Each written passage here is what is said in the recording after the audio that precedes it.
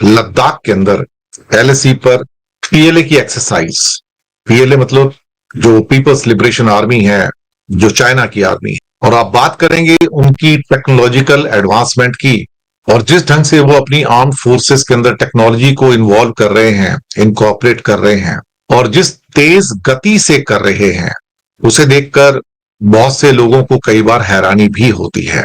और इस बात को जब इंडिया पाकिस्तान की वॉर हुई थी तो भारत के भी डेप्यूटी जो थे आर्मी के, उन्होंने कहा था कि चाइना के पास जो सैटेलाइट लिंक्स हैं, जो सर्विलांसेस हैं, वो फार सुपीरियर दर्जे के हैं, जहां पर वो एक एक चीजों के मूवमेंट्स को कैच कर सकते हैं। तो भारत की जमीन से कोई हवाई जहाज उड़ता है या कोई मिसाइल उड़ती है तो उन्हें सेकंड बाय सेकंड पता लगता है अपने सैटेलाइट सिस्टम्स के द्वारा कि कहां से क्या चीज आ रही है।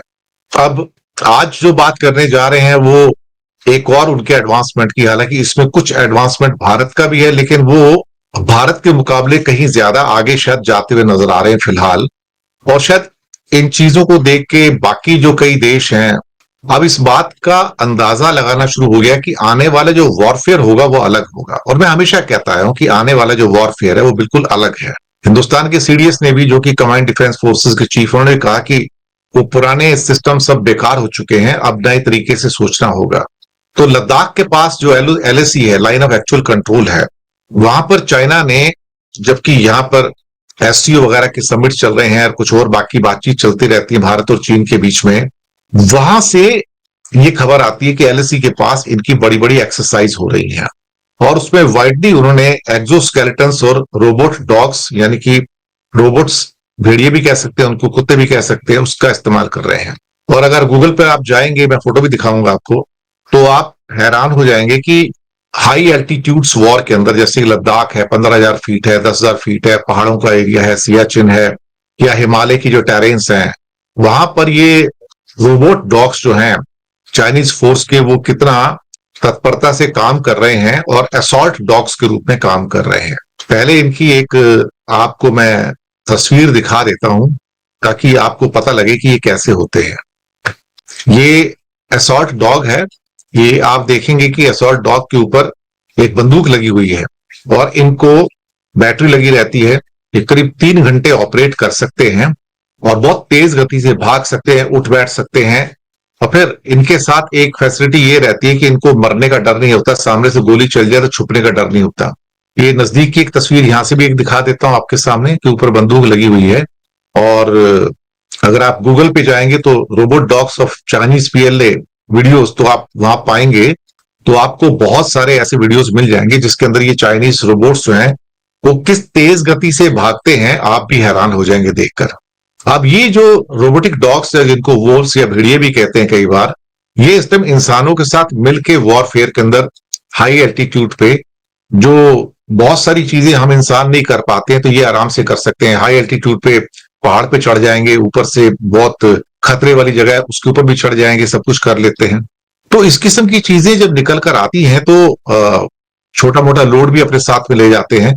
तो ये अपने आप में जो इंक्लूजन ऑफ टेक्नोलॉजी है चाइना के द्वारा, वो अपने आप में बहुत इंपॉर्टेंट है।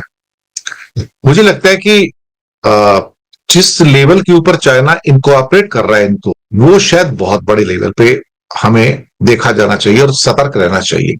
अब यहां से मैं इसके बारे में बताता हूं कि the recent reports indicate the People's Liberation Army China has been conducting exercise near line of actual control in eastern Ladakh, utilizing advanced technology like drones, robotic dogs, exoskeletons for logistics and material transport in high altitude and extreme cold condition. Exoskeleton is also a terminology जहां पर body के ऊपर इस किस्म की चीजें fit की जाती ताकि वो ज्यादा वजन को लेकर इंसान आराम से चल सके। बहुत बड़ी, जिसे क्या कह सकते हैं कि हमारे लिए चुनौतियां टेक्नोलॉजी की वॉरफेयर से निकलकर आ रही हैं। इस बारे में जो और भी रिपोर्ट्स आ रही हैं कि अगर कुछ वीडियोस भी आप देखेंगे कि ये जो रोबोटिक भेड़िए हैं, बेसिकली एलएससी के भी कुछ फोटोग्राफ्स और कुछ साथ में वीडियोस भी आए हुए हैं, आप देख सकते हैं, नेट पे अवेलेबल हैं। और चाइनीज की सरकारी मीडिया जो उनकी रिपोर्ट्स के मुताबिक ये आप एक ऑर्गेनाइज्ड यूनिट्स के रूप में काम करने के लिए अब इनको लगाया गया है। तो इसका मतलब ये हुआ कि अब जो ह्यूमंस हैं, सारे के सारे जो आर्मी के जो लोग हैं और साथ में रोबोट्स, ये एक नेटवर्क बना के आपस में इस समय काम कर रहे हैं। अब सवाल ये पैदा होता है कि दूर से देखो तो ये ऐसा लगेगा कि हाँ नॉर्मल एक मिलिट्री एक्सरसाइज है, लेकिन अगर पास से जाकर देखो तो आपको लगता है कि जिस लेवल का ऑटोमेशन वो कर रहे हैं, एडवांसमेंट वो कर रहे हैं, तो उसको देख के लगता है कि क्या दूसरे देश इंक्लूडिंग इंडिया, क्या हम इन टेक्नोलॉजिकल एडवांसमेंट को सामना करने के लिए, चुनौतियों के लिए तैयार हैं या नहीं है। और इसके अलावा चाइना ने अपने जो बड़ी जो तोपे और भी होती हैं हाई रेंज के अंदर, उनको भी क्या कहते हैं कि उतारा है। लेकिन पहली बार युद्ध के मैदान में जिसे क्या कहते हैं कि ऑटोमेटिक हथियारों के साथ रोबोट भेड़िए या रोबोट डॉग जिसको कहते हैं, ग्लोबल टाइम्स उसको रोबोट भेड़िया भी कहता है, उसको उसको उतारा है। चाइना का ग्लोबल टाइम्स कहता है कि ये जो रोबोटिक डॉग्स या भेड़िए हैं, इनका वजन 40 किलोग्राम से लेकर 70 किलोग्राम तक हो सकता है। ये इनके ऊपर असॉल्ट राइफल्स लगी रहती हैं। जी, असॉल्ट राइफल लगी रहती है। मैं फिर से आपको वो चित्र भी दिखा देता हूं जिसके अंदर आपका ये राइफल भी लगी हुई है। ये यहाँ पर आप देख सकते हैं, ऊपर देखिए कि मशीन गन लगी हुई है इसके साथ में यहाँ पर, ताकि ये थोड़ा सा आपको यहाँ पर रेफरेंस भी मिल जाए। तो अब ये बड़े आराम से किसी भी जगह पर ले जाया जा सकता है। इनको सांस लेने में तकलीफ नहीं होती। अगर 15,000 फुट पे है, 16,000 फुट पे, 18,000 फुट पे है, तो इनकी सांस लेने की कोई प्रॉब्लम नहीं है। नीचे से बेस से 2-3 किलोमीटर दूर से इनको आराम से ऑपरेट किया जा सकता है। ये सीढ़ियां चढ़ सकते हैं, ये पहाड़ों में चढ़ सकते हैं, पहाड़ में ऊपर जो क्या कहते हैं पत्थर होते हैं उनको पकड़ के चढ़ सकते हैं, और कभी गिर गिर जाए तो नष्ट हो जाएंगे तो नुकसान होने का डर नहीं। इंसानी जान नहीं है, नहीं सब मशीन है, तो नुकसान हो जाएगा, कोई बात नहीं। तो हिमालय के जो डीप हिमालय के क्षेत्र हैं जहां पर हालात काफी मुश्किल हैं, जहां आर्मी के जवानों के लिए सबसे पहले तो खुद से अपनी सांस लेने के लिए उनको लड़ाई लड़नी पड़ती है, उसके बाद वो दुश्मन से लड़ेंगे। तो अगर ये रोबोट यहां पर लड़ाई लड़ने लगे तो उनको जान जाने का तो कोई डर होगा नहीं। अच्छा, मर आ गए तो कोई मानवीय संवेदना नहीं, कोई बैठ के आंसू भी नहीं बहाने उसके लिए। तो जो चेंज टेक्नोलॉजी के अंदर आ रहा है वो बहुत अद्भुत टाइप का है। अब ये जो रोबोट भेड़िए हैं या रोबोट डॉग्स हैं, ये सैनिकों के साथ मिलके ये टारगेट को पहचानते हैं और फिर हमला भी करते हैं, कवर फायरिंग भी देते हैं आपको। यानी कि बाकी जो आर्म फोर्सेस की यूनिट्स हैं उनके साथ मिलकर एक नेटवर्क बना लेते हैं और बहुत आराम से युद्ध लड़ सकते हैं। और इससे क्या होता है कि जो सेना की ताकत कई गुना बढ़ जाती है, जो सेना की ताकत है कई गुना बढ़ जाती है। अभी सुनने में आया कि इन्होंने वहां पर बहुत मॉडर्न किस्म के जो हथियार होते हैं उसका भी इस्तेमाल किया है, और ये घास में छुप जाते हैं। अच्छा, ये ड्रोन्स ऐसे हैं जो, ये ड्रोन कह रहा हूँ, ये जो रोबोट्स हैं, ये पूरे जो डॉग्स बनाए पूरे बैठ भी जाते हैं आराम से, बिल्कुल ऐसा लगेगा फ्लैट हो गए। इनकी ऊंचाई मुश्किल से इतनी सी रह जाती है 6 इंच की, तो पूरे के पूरे सीमेंट के नीचे आ जाते हैं और फिर खड़े हो जाते हैं और फिर नीचे झुक सकते हैं। तो ये सारी क्वालिटीज भी उन्होंने पैदा कर ली। तो घास के अंदर जाएंगे, छुप भी जाएंगे, तो किसी को क्या कहते हैं पता भी नहीं लगता है इसके बारे में। अब तो ये जो सारे के सारे, और फिर उसके बाद जैसे उनको डायरेक्शन दी जाती है रिमोट से, तो ये बहुत तेज गति से भागना शुरू करते हैं। और मुझे लगता है कि इनका और ड्रोन्स के साथ जो कॉम्बिनेशन बैठता है खासतौर से, ये आज की वॉरफेयर के अंदर बहुत इंपॉर्टेंट है। अब ये मैं हमेशा बात करता हूं कि चाइना के पास रॉकेट फोर्स है। रॉकेट फोर्स मतलब जो मिसाइल्स की उनकी अलग विंग बना हुआ है, जैसे कि एयरफोर्स होती है या नेवी होती है, आर्मी होती है, तो उनकी एक रॉकेट फोर्स अलग है। अब अमेरिका ने भी एक ड्रोन फोर्स बनाया है। जी हाँ, ड्रोन फोर्स। उनको पता लग गया कि भाई अब ड्रोन से ही सब मामला चलेगा, अब ये बड़े बड़े हवाई जहाज वगैरह बेकार हो जाएंगे, तो ड्रोन से ही काम चलेगा। लेकिन चाइना ने अभी रोबोट डॉग्स का फोर्स बना दिया है। जी हाँ, रोबोट डॉग्स का ये जो फोर्स है, ये रोबोट फोर्स जिसको कहते हैं लोग, ये उसको अब एक्टिवेट किया। अब इसके आने से उनकी शक्ति भी कई गुना बढ़ी है, और ये मशीन है, दिखते नहीं है, कोई जख्मी होने का डर नहीं है, जान जाने का डर नहीं है, चोट लगने का डर नहीं है। और उसके बाद सिर्फ क्या करना है, चार्ज, बैटरी चार्ज करनी है ना, तो बैटरी चार्ज होगी, काम करना शुरू हो गए। उसके बाद अब ये छिपने की कोशिश नहीं करते। सामने अगर गोली कोई बरसा रहे हैं तो छिपने की कोशिश नहीं करते, और फिर जब छिपने की कोशिश नहीं करते और सामने से अगर गोलियां बरसाते जाएंगे, तो सामने अगर मानव कोई है आर्मी के रूप में, तो उनको खतरा पैदा हो सकता। तो ये चाइना की जो टेक्नोलॉजिकल जो जंप्स हैं, ये अपने आप में बहुत बड़ी है। और क्या है कि जिसे क्या कहते हैं कि एक ह्यूमन रोबोट वॉर। अब देखिए ड्रोन्स तो आ गए हैं, अब ह्यूमंस के साथ में रोबोट भी वॉर लड़ेंगे। यानी कि आप सामने देख रहे हैं कि दुश्मन चल के आ रहे हैं, और आपको यही नहीं पता है वो दुश्मन हो सकता है कि रोबोट ही हो, या रोबोट के रूप में डॉग हो, वॉल्फ हो, कुछ भी हो। अभी ये है, तो जो सैनिक बनाए जा रहे हैं अभी, जो पूरा का पूरा आर्मी का जो सैनिक पूरा आ रहा है सामने से बंदूक लेके, अब हमें ये भी नहीं पता लगेगा कि भाई ये असल में रोबोट है या एक रियल टाइम, एक क्या कहते हैं कि आर्म फोर्सेस का पर्सन है, क्योंकि ऊपर से सब ढका हुआ है और एक हेलमेट टाइप का लगाया हुआ है, तो क्या पता लगता है। तो एक टेक्नोलॉजी का एक अद्भुत नमूना अब दुनिया में इस वॉरफेयर के अंदर हमें देखने में जो है वो नजर आ रहा है। मैंने ये जो बात आपके सामने की है, जो स्टोरी लेके आया हूं, इसका मकसद ये नहीं है कि हम कमजोर हैं या वो मजबूत हैं। इस स्टोरी का मकसद ये है कि इस दुनिया के अंदर जो टेक्नोलॉजिकल एडवांसमेंट है वो किस दिशा में जा रहे हैं। हमारा मकसद ये नहीं कि कौन कमजोर है, कौन मजबूत है और कौन क्या करेगा। चंद सेकंड के बाद चलते हैं वीडियो के बकिए से की तरफ, लेकिन उससे पहले जो भाई दोस्त चैनल पर नहीं हुए चैनल को सब्सक्राइब ज़रूर कर लीजिएगा। आइए आपको दिखाते हैं भारतीय मीडिया का रद्द-ए-अमल क्या है। नरम हो रहा है पहले के मुकाबले। ये चाइना जैसे लिटरेट लोगों की गाली है साहब, ये गाली है। उसका कहने का मतलब यहाँ पर ये है, भारत औकात में आ रहा है। मैं भारतीय भाषा में समझा रहा हूं, क्योंकि भारतीय पत्रकारों को भारतीय पत्रकारिता की भाषा में ही समझाना पड़ेगा कि हम बड़ी बड़ी बातें जरूर करते हैं। भारत ने हमेशा चीन के साथ एक बेइज्जती करने वाला रवैया शुरू से अपनाया है। किस बात से अपनाया है? अपनी कूटनीति में 20 साल से इस देश में कूटनीति पर रिसर्च का कल्चर डेवलप करने के लिए पूरी कोशिश की। एक बंदा मुझे नहीं मिला। अजीब दुनिया के लोग हैं, मुझे लगता है मैं कहां जंगल में आ गया हूं। और चाइना जैसी ताकत को नहीं समझ रहे हैं। जब अफीम वार हुआ तो क्या ब्रिटेन ने चाइना पे पूरे पे कब्जा कर लिया था? क्या जब एग्रेशन और क्रूर जापान था, क्या उसने जापान ने पूरे चाइना पे कब्जा कर लिया था? वो इतना बड़ा हाथी है, वो इतना रहस्यमय देश है, वो इतना क्रिएशन करने वाला देश है। 4000 साल का 6000 साल का इतिहास उठा के देखे साहब, दुनिया की किताबें चाइना के क्रिएशन, इजाद और उनकी रहस्य में दुनिया का जिक्र करते हैं। वो वॉल ऑफ चाइना को लेकर बनाने वाले लोग हैं। अब उनको उनकी स्टडी को ध्यान से, उनके कल्चर को, अपने पड़ोसी को रिसर्च करके उसकी रोकथाम या काउंटर तैयार करने के बजाय गुफ्तार के गाजी बने हुए हैं आप। गुफ्तार का गाजी मतलब, मैं माफ करना उर्दू का शब्द बोल रहा हूं, एक होता है किरदार का गाजी, एक होता है गुफ्तार का गाजी। किरदार का गाजी उसे कहते हैं जिसके आचरण में शक्ति, ताकत और विजय का भाव दिखता हो। एक होता है बकवास का गाजी, जिसे गुफ्तार का गाजी उर्दू में कहा जाता है। वो मुंह से बहुत बकवास करता है, जमीन पे कुछ नहीं करता। वो सारी फतेह जो है, सारी जीत बकवास से जीत कर लेना चाहता है। दैट इज कॉल्ड गुफ्तार का गाजी। तो गुफ्तार के गाजी और किरदार के गाजी का डिफरेंस नहीं कर पाए तो कूटनीति की बात करते हैं। सवाल यह है, आज जिस तरह का चोट मारी है ना ग्लोबल टाइम ने। इंफॉर्मेशन दे दूं सर मैं आपको कि जो सारे कयास लगाए जा रहे थे कि शी जिनपिंग गायब हैं, जयशंकर की शी जिनपिंग से मुलाकात हुई है आज। सर वो सबसे मिल रहे हैं, जितने जितने विदेश मंत्री आए हैं वो सबके साथ मुलाकात आज। मैंने कहा वो कयास खत्म हो गए हैं अभी, वो सारे के सारे कि शी जिनपिंग गायब है, तो अभी वापस स्क्रीन पे आए हैं वो। जी, मैं इसमें छोटी सी एक बात कह दूं, और आज मैं कड़वा कड़वा ही बोलने वाला हूं, तो मुझे लगता है कि कड़वा बोलना चाहिए सर। देखिए, ये जो भारतीय मीडिया है ना, जिसे आप मीडिया कहते हैं, एक्चुअली ये कुछ है ही नहीं।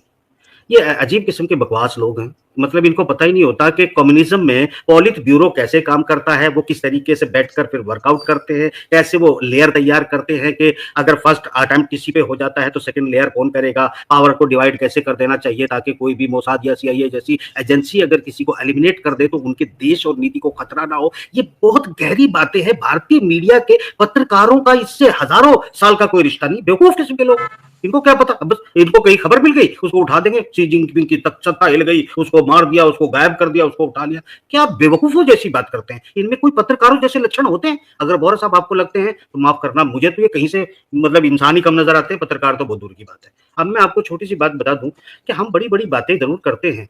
भारत ने हमेशा चीन के साथ एक बेइज्जती करने वाला रवैया शुरू से अपनाया है। किस बात से अपनाया है? अपनी कूटनीति में 20 साल से इस देश में कूटनीति पर रिसर्च का कल्चर डेवलप करने के लिए पूरी कोशिश की। एक बंदा मुझे नहीं मिला। अजीब दुनिया के लोग हैं, मुझे लगता है मैं कहां जंगल में आ गया हूं। सवाल ये उठता है साहब, राजेंद्र प्रसाद जी ने क्या किया था वहां के राष्ट्रपति के साथ? वो हाथ मिला रहे थे। आप जो है क्योंकि एलिजाबेथ के नजदीक है तो उसके गाल पे हाथ लगा रहे थे। चाइना जैसे राष्ट्रपति के उसको प्रोवोक कर रहे थे आप। किस बात से? क्योंकि आप एलिजाबेथ के चमचे हैं, क्योंकि आप जो है महारानी ने जो है आपको गोद लिया हुआ है और आप उस पर जो है इतरा रहे और चाइना जैसी ताकत को नहीं समझ रहे। जब अफीम वार हुआ तो क्या ब्रिटेन ने चाइना पे पूरे पे कब्जा कर लिया था? क्या जब एग्रेशन और क्रूर जापान था, क्या उसने जापान ने पूरे चाइना पे कब्जा कर लिया था? वो इतना बड़ा हाथी है, वो इतना रहस्यमय देश है, वो इतना क्रिएशन करने वाला देश है। 4000 साल का 6000 साल का इतिहास उठा के देखे साहब, दुनिया की किताबें चाइना के क्रिएशन, इजाद और उनकी रहस्य में दुनिया का जिक्र करते हैं। वो वॉल ऑफ चाइना को लेकर बनाने वाले लोग हैं। अब उनको उनकी स्टडी को ध्यान से, उनके कल्चर को, अपने पड़ोसी को रिसर्च करके उसकी रोकथाम या काउंटर तैयार करने के बजाय गुफ्तार के गाजी बने हुए हैं आप। गुफ्तार का गाजी मतलब, मैं माफ करना उर्दू का शब्द बोल रहा हूँ, एक होता है किरदार का गाजी, एक होता है गुफ्तार का गाजी। किरदार का गाजी उसे कहते हैं जिसके आचरण में शक्ति, ताकत और विजय का भाव दिखता हो। एक होता है बकवास का गाजी, जिसे गुफ्तार का गाजी उर्दू में कहा जाता है। वो मुंह से बहुत बकवास करता है, जमीन पे कुछ नहीं करता। वो सारी फतेह जो है, सारी जीत बकवास से जीत कर लेना चाहता है। दैट इज कॉल्ड गुफ्तार का गाजी। तो गुफ्तार के गाजी और किरदार के गाजी का डिफरेंस नहीं कर पाए, तो कूटनीति की बात करते हैं। सवाल यह है, आज जिस तरह का चोट मारी है ना ग्लोबल टाइम ने, उसने कहा भारत का लहजा नरम हो रहा है पहले के मुकाबले। ये चाइना जैसे लिटरेट लोगों की गाली है साहब, ये गाली है। उसका कहने का मतलब यहां पर यह है, भारत औकात में आ रहा है। मैं भारतीय भाषा में समझा रहा हूं, क्योंकि भारतीय पत्रकारों को भारतीय पत्रकारिता की भाषा में ही समझाना पड़ेगा। लिटरेट भाषा में वही लिखा जाता है, क्योंकि एक तरफ आपको देखिए, एक चीज मैं आपको कह दूं क्लियर, कि याल्टा कॉन्फ्रेंस 1945 7 अप्रैल से 11 अप्रैल के बीच में जो कुछ हुई थी, उसमें भारत के बारे में क्या नोटिफिकेशन किया गया था? क्या भारत के लोगों को, पत्रकारों को, बुद्धिजीवियों को पता है? कद्दू पता है, नेताओं को नहीं पता, प्रधानमंत्री को नहीं पता, बाकी तो किसी को क्या पता होगा। ये प्रभाव क्षेत्र जब डिवाइड कर दिया गया, आपका दिल बसा रहा महारानी की गद्दी में, अमेरिका की गोद में, और आपका प्रभाव क्षेत्र बट गया यूएसएसआर के साथ। आप इसका समन्वय कभी बिठा नहीं पाए। नेहरू काल में, कांग्रेस काल में बहुत कुछ समन्वय करने की कोशिश की गई, ये बहुत सारी चीजें थी सर। पाकिस्तान के बंटवारे पर अगर भारत के साहित्य में सच लिखा जाता तो भारत के लोग एजुकेटेड हो जाते, लोग समझ जाते कि अगर पाकिस्तान की जमीन, यूएसएसआर बिल्कुल नजदीक था सर, किर्गिस्तान की लोकेशन देखिए, पाकिस्तान से 30 किलोमीटर पड़ली तरफ है। अफगानिस्तान में रशिया एंटर कर चुका था, या उससे पहले भी। अगर वो पाकिस्तान के टुकड़े को हासिल कर लेता तो निश्चित रूप से भारत पूरा का पूरा जो है यूएसएसआर बन जाता, और पूरी तरह से इस पूरे इलाके से अमेरिका और ब्रिटेन और यूरोप का जो प्रभाव क्षेत्र है पूरी तरह समाप्त हो जाता। तो वो एक जियो लोकेशन थी जिसे हमने सिर्फ हिंदू मुसलमान बना के रख दिया। तो जब हमने सही दिशा में शोध ही नहीं किया, जब हमने सही दिशा में साहित्य ही नहीं लिखे, तो हम तैयारी किसकी करेंगे?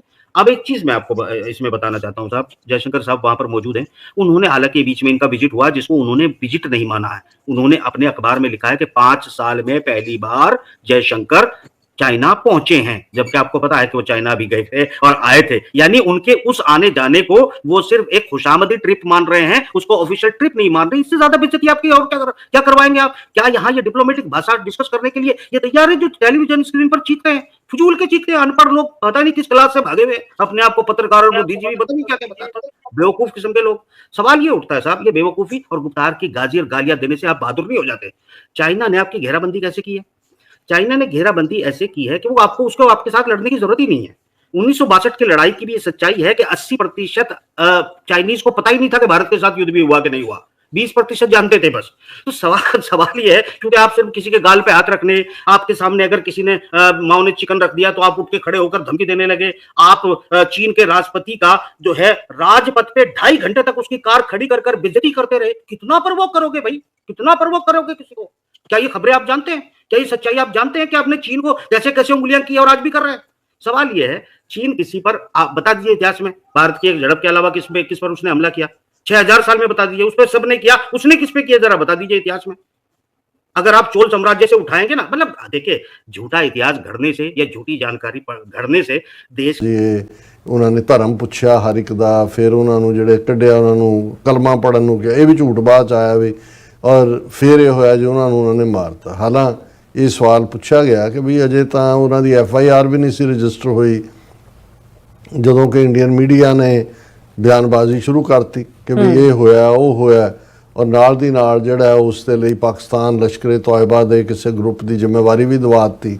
ਔਰ ਫਿਰ ਜਿਹੜਾ ਉਹ 22 ਅਪ੍ਰੈਲ ਤੋਂ ਲੈ ਕੇ 7, 8, 9, 10 ਮਈ ਤੱਕ, 7 ਮਈ ਤੱਕ ਉਹ ਪੂਰਾ ਪ੍ਰੋਪੇਗੈਂਡਾ ਕਰਕੇ ਫਿਰ ਸੋ ਕਾਲਡ ਆਪਰੇਸ਼ਨ ਸੰਦੂਰ ਦੇ ਥੱਲੇ ਜਿਹੜਾ ਉਹ ਪਾਕਿਸਤਾਨ ਦੇ 9 ਜਿਹੜੇ ਸਿਵਲੀਅਨ ਥਾਵਾਂ ਨੇ, ਜਿਹਨੂੰ ਕਿਹਾ ਗਿਆ ਜੀ ਦਹਿਸ਼ਤਗਰਦਾਂ ਦੇ ਕੈਂਪ ਨੇ, ਉਹਨਾਂ 'ਤੇ ਅਟੈਕ ਕੀਤਾ ਗਿਆ। ਔਰ ਐਸ ਜੈਸ਼ੰਕਰ ਨੇ ਕਿਹਾ ਜੀ ਅਸੀਂ ਅਟੈਕ ਕਰਨ ਤੋਂ ਪਹਿਲਾਂ ਉਹਨਾਂ ਨੂੰ ਦੱਸਤਾ ਸੀ ਪਾਕਿਸਤਾਨ ਨੂੰ ਕਿ ਵੀ ਅਸੀਂ ਕਰਨ ਵਾਲੇ ਹਾਂ, ਔਰ ਕੋਈ ਅਸੀਂ ਮਿਲਟਰੀ ਠਿਕਾਣੇ ਨੂੰ ਹਿਸਾਬ। ਹੁਣ ਝੂਠ ਜਦੋਂ ਇੰਨੇ ਲੈਵਲ ਤੋਂ ਬੋਲਿਆ ਜਾ ਰਿਹਾ ਹੁੰਦਾ, ਔਰ ਉਹਨਾਂ ਨੇ ਕਿਹਾ ਜੀ ਪਾਕਿਸਤਾਨ ਨੂੰ ਅਸੀਂ ਸਬਕ ਸਿਖਾ ਦਿੱਤਾ, ਪਰ ਜਿਹੜੀ ਗੱਲ ਨੇ, ਕਿਉਂਕਿ 7 ਤਰੀਕ ਨੂੰ ਇਹਨਾਂ ਨੇ ਸ਼ੁਰੂਆਤ ਕੀਤੀ, ਉਹਨਾਂ ਨੇ ਕਿਹਾ ਜੀ 22 ਮਿੰਟ ਦਾ ਆਪਰੇਸ਼ਨ ਸੀ, ਅਸੀਂ ਕੰਮ ਮੁਕਾ ਦਿੱਤਾ। ਲੇਕਿਨ ਜਦੋਂ ਪ੍ਰੈਜ਼ੀਡੈਂਟ ਟਰੰਪ ਨੇ ਔਰ ਉਹਨਾਂ ਦੇ ਵਾਈਸ ਪ੍ਰੈਜ਼ੀਡੈਂਟ ਨੇ ਔਰ ਮਾਰਕ ਰੂਬੀਓ ਨੇ ਔਰ ਟਰੰਪ ਤਾਂ ਹੁਣ 20 ਵਾਰੀ ਕਹਿ ਚੁੱਕਾ, 21ਵੀਂ ਵਾਰੀ ਕਹਿਣਾ ਉਹਨੇ ਅੱਜ ਕੱਲ੍ਹ 'ਚ ਫੇਰ ਕਿ ਵੀ ਮੈਂ ਰੁਕਵਾਈ ਜੰਗ ਕਿਉਂਕਿ ਨਿਊਕਲੀਅਰ ਹੋ ਚੱਲੀ ਸੀ, ਵਿਦਿਨ ਵੀਕ ਇਹਨੇ ਲੱਖਾਂ ਲੋਕ ਮਾਰੇ ਜਾਣੇ ਸੀ, ਦਿਸ ਦੈਟ। ਫਿਰ ਇਹ ਸਾਹਮਣੇ ਆਂਦਾ ਚਲਾ ਗਿਆ ਔਰ ਇੱਕਦਮ ਇੰਟਰਨੈਸ਼ਨਲ ਮਾਰਕੀਟਸ ਜਿਹੜੇ ਲੋਕ ਦੇਖਦੇ ਨੇ ਸ਼ੇਅਰ ਮਾਰਕੀਟ ਨੂੰ ਜਾਂ ਦੂਜਿਆਂ ਨੂੰ, ਉਹਨੇ ਦੇਖਿਆ ਵੀ ਰਾਫੇਲ ਜਿਹੜੇ ਇੰਡੀਆ ਨੇ ਤਾਜ਼ਾ ਲਏ ਸੀ ਔਰ ਪਿਛਲੀ ਜਦੋਂ ਇਹਨਾਂ ਨੇ ਸੋ ਕਾਲਡ ਸਰਜੀਕਲ ਸਟ੍ਰਾਈਕ ਕੀਤੀ ਸੀ ਉਦੋਂ ਮੋਦੀ ਨੇ ਪਾਰਲੀਮੈਂਟ 'ਚ ਕਿਹਾ ਸੀ ਕਿ ਕਾਸ਼ ਸਾਡੇ ਕੋਲ ਰਾਫੇਲ ਹੁੰਦੇ। ਫਿਰ ਇਹ ਆਇਆ ਵੀ ਰਾਫੇਲ ਦੇ ਸ਼ੇਅਰ ਤਾਂ ਬਹੁਤ ਬੁਰੀ ਤਰ੍ਹਾਂ ਥੱਲੇ ਡਿੱਗੇ ਨੇ। ਚਾਈਨੀਜ਼ ਜਿਹੜਾ ਪਲੇਨ ਨੇ ਉਹਨਾਂ ਦੇ ਇੱਕਦਮ ਅੱਪ ਗਏ ਜਿਹੜੇ ਫਾਈਟਰ ਪਲੇਨ ਨੇ। ਫਿਰ ਸਾਹਮਣੇ ਆਉਣਾ ਸ਼ੁਰੂ ਹੋਇਆ ਵੀ ਇੰਡੀਆ ਦੇ ਆਪਣੇ ਇੱਕ ਅੱਧੇ ਜਨਰਲ ਨੇ, ਇੱਕ ਅੱਧੇ ਉਹਨਾਂ ਦੇ ਜਿਹੜਾ ਕਿਸੇ ਨੇ ਸਿੰਗਾਪੁਰ ਜਾ ਕੇ, ਕਿਸੇ ਨੇ ਇੰਡੋਨੇਸ਼ੀਆ 'ਚ ਰਾਫੇਲ ਦਾ ਡਿੱਗਣਾ ਮੰਨਿਆ, ਕਿਸੇ ਨੇ ਇੱਕ ਅੱਧਾ ਕਿਹਾ, ਬਸ ਬਾਅਦ ਸਾਹਮਣੇ ਆਇਆ 5-6 ਰਾਫੇਲ ਡਿੱਗੇ। ਫਿਰ ਇਹ ਵੀ ਸਾਹਮਣੇ ਆਇਆ ਵੀ ਫੌਜੀ ਤਾਂ ਕੋਈ ਐਡਵਾਂਸਮੈਂਟ, ਕੋਈ ਇਹ ਜਹਾਜ਼ ਤਾਂ ਕ੍ਰਾਸ ਹੀ ਨਹੀਂ ਕੀਤੇ, ਡਿੱਗੇ। ਇਹ ਨਹੀਂ ਹੈ ਵੀ ਜੇ ਤਾਂ ਪਾਕਿਸਤਾਨ ਤੇ ਅਟੈਕ ਕਰਨ ਜਾਂਦੇ ਉੱਥੇ ਡਿੱਗਦੇ, ਉਹ ਤਾਂ ਉਹਨਾਂ ਨੇ ਮਲਬਾ ਦਿਖਾ ਦੇਣਾ ਸੀ।